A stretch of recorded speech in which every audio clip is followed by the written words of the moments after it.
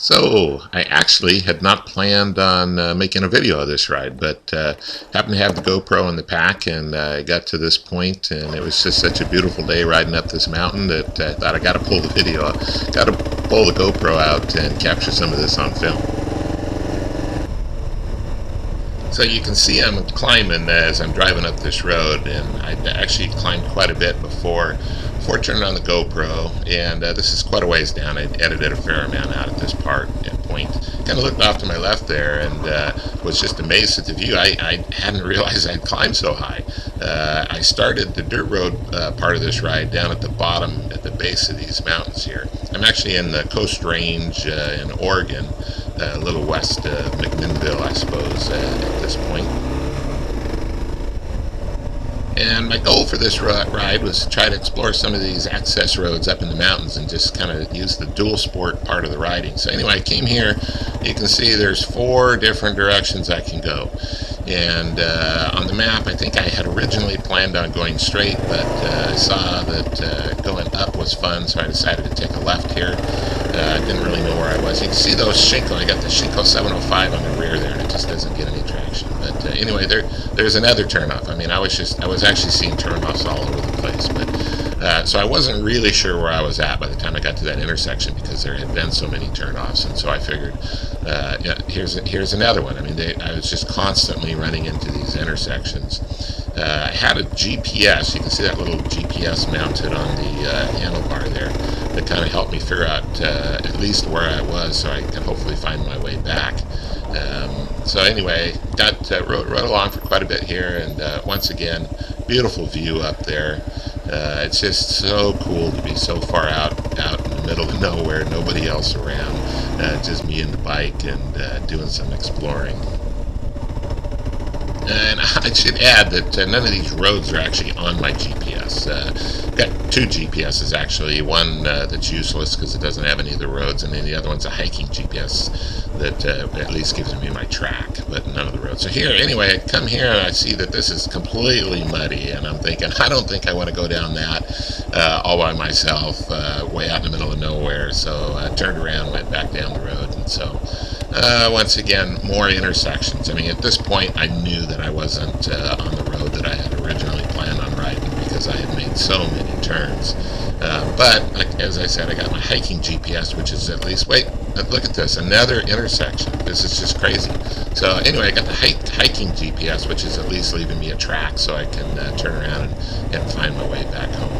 And you can see it's just gorgeous up here. I mean, I would kind of ride through the trees for a bit, then I'd come out in one of these areas where it had been logged, and then back into the trees again, and back into a clearing, and it was really cool. So I got here, and I noticed that my GPS was kind of acting up and giving me some problems. So I pulled over, took a little break, replaced the batteries in the GPS, and of course that's a pretty old GPS. Bought it for my wife years ago, and she never liked it, so it's just been kind of sitting in the cabinet. So, rode down the road quite a ways longer, or not a long, maybe another 10 minutes, and the GPS just continued to act up. And so at this point I thought, if that GPS isn't working, I don't know if I'm going to find my way back, because I made so many turns. So I thought, you know, this is probably a good spot to turn around and at least try to weave my way back to where I started. And so but you can see it's so cool to be up here out in the middle of nowhere, middle of the Coast Range, and just nobody around. I mean, it's just gorgeous. So here I'm looking at the GPS and noticing that it's just not making sense. I'm trying to match it up with that road there to see if I'm going the right way. And actually the track that I am on, I'm actually making a new track. My original track is showing a ways off from where I was, which was weird. But so anyhow, I got up here, and everything was still looking familiar, so at least I knew where I was at. And kind of took a little break here, ate some snacks, kind of had some fun just being out in the middle of nowhere all by myself up here. It was just cool. So anyhow, hopped back on the bike after taking a little break, and decided to head back down the hill.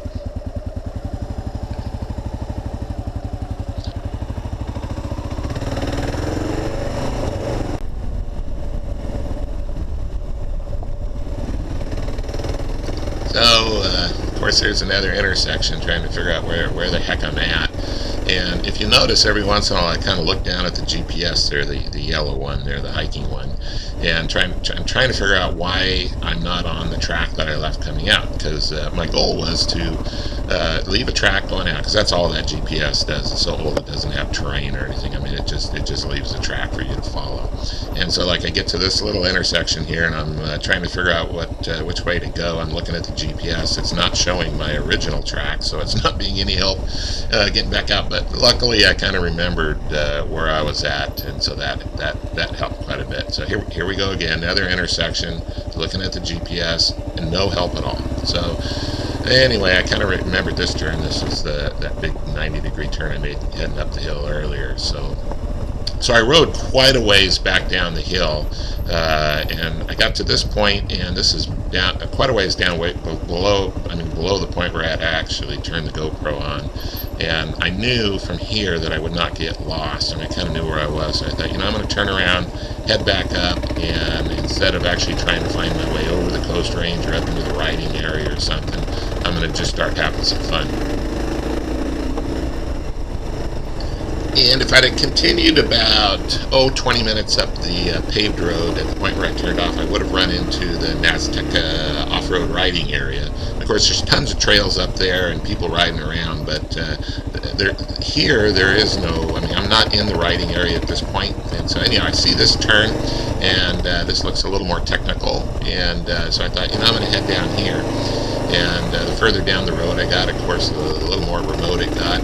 And this was fun. As I'm riding down here, I'm thinking, what if I came around one of these corners and saw a bear or something, Of course, I'm making enough noise, I wouldn't surprise them, so that probably wouldn't be a problem. They'd just run off. But you can see here, somebody had been camping, and there's shotgun shells all over the ground here. I don't know, you'd think somebody who loves shooting would clean up their mess so that other people don't get frustrated with them. But anyway, this was cool. And at this point in the ride, I was starting to feel a little more confident, quite a bit more confident. You can see I'm standing up here and kind of just busting through this and really having some fun. So here I am back out on that main road again, heading back up to the top. And as I was starting to say before I hit that road, this is not in a riding area, so these are just access roads, and so there's just not as many people around. So anyway, I stopped here, took another break, and this is another little path that went off the main access road there, and a little more technical, which is what I was kind of looking for at this point of the ride. So you get up in here, and there's just, it's not like the riding area where you see people. I'm sure somebody drives down that main road every day, but these little roads, I'm sure not quite so much. This was a cool road here because it kind of weaved around the other side of the mountain a little bit. I don't know how that happened, but you can see here I have to duck to go under that.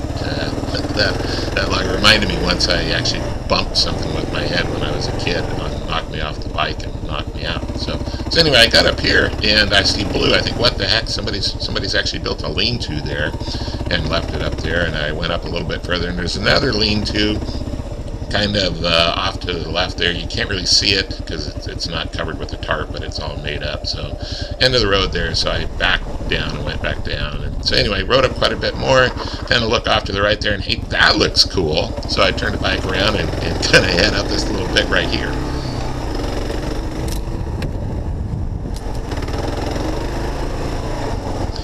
And as I kind of come around the turn here, I can see there's a real steep, steep stuff never shows up on the GoPro, but you can see it's pretty steep right there. And if you saw my video before this one, we had some issues and tipped over on some steep stuff. And I'm thinking, if I don't go up that, I'm going to wish I had. And so I gunned it up it. Of course, remember, I'm way up in the woods on a access road and a little route off of that. So I am, nobody's going to find me up here. So anyway, I made it up the hill, which kind of surprised me. I don't know why. But once I got up here, I thought, well, that was just stupid, because if something did happen, nobody's going to find me up here. So anyway, turned around and decided, I need to actually head back down the hill. And going down, it kind of shows a little bit how steep it was. It wasn't quite so steep at the top there, but as I get a little further down here, you'll see I have to stop and where it becomes a little steeper, and that's so right there. So here's actually the part where it's quite a bit steeper. And I've got the back wheel just kind of locked up as I slide down here with a little brake on the front wheel. That front wheel works really good.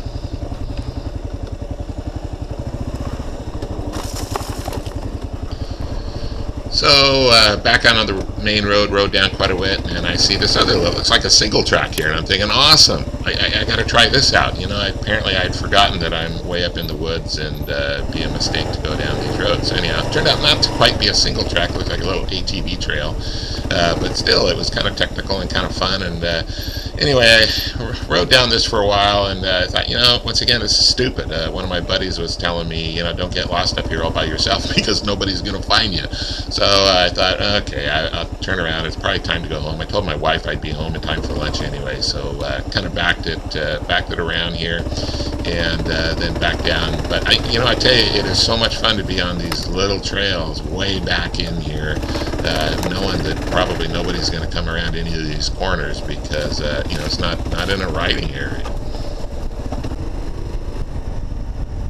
So here I am back heading down the hill.